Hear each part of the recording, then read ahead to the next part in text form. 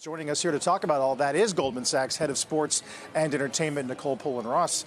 Welcome. It's great to have you. Thank you. So happy to be here. I was just thinking, Coach Dawn Staley was sitting in this very chair a few weeks ago, and we were talking about whether or not the flow of money is going to change the way leagues, media entities prioritize women's sports. I assume you think that's a no-brainer.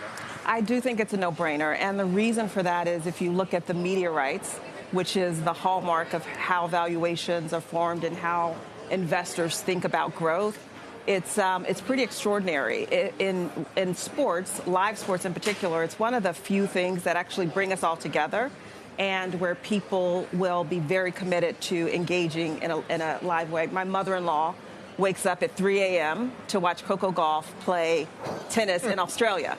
And that happens across the globe, and that translates into some of these media rights contracts we're seeing. So the NBA, for example, a $76 billion media rights contract that they're looking at over an 11-year period.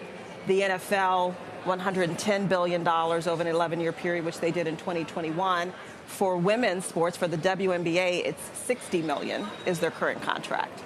And so if we think about that contract, which expires next year, and consider for the National Women's Soccer League the fact that they recently signed a $240+ billion contract over 4 years.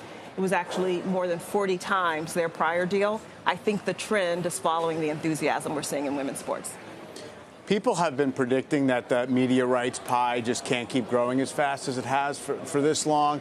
You have more buyers in there, but is that going to mean that it's really going to compete the numbers higher, or is it just going to fragment the packages and everyone's going to get their piece? I guess as you think about what the pool of total kind of rights money is out there, is it ever going to max out? I mean, our colleagues in the investment banking area that do a lot of the analysis believe we've got more to go. There is, in addition to having the major leagues, there are a lot of these emerging sports that people are looking at as well.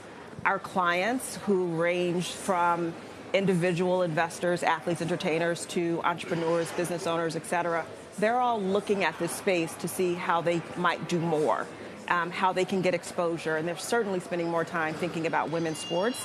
And so I do think that the trend feels like it's moving higher. I don't know if that will be felt consistently across all sports, but we're certainly seeing that in women's sports in particular. What are some emerging sports then that we would be considering here when you say that? So it gets pretty broad. Yeah. So everything. Don't say pickleball. I will not say pickleball. That would have been something to say last year. Yeah. But it includes everything from lacrosse to rugby to professional bull riding. I mean, a little bit of the question is the increase in growth versus where the sports are now. So even if it's a smaller market, if we see upside potential versus the sort of rapid growth that led so many investors to look at this space, the Charlotte Hornet, those transactions, $275 million investment, Michael Jordan and a consortium, transaction sold for $3 billion. Those sort of numbers, I think, will continue to keep our clients interested in asking. You know, most of our clients look at investing in sports through diversified funds. But for those clients who are thinking about making more directional bets, these emerging sports are an area that we're seeing a lot of interest in. Volleyball would be another.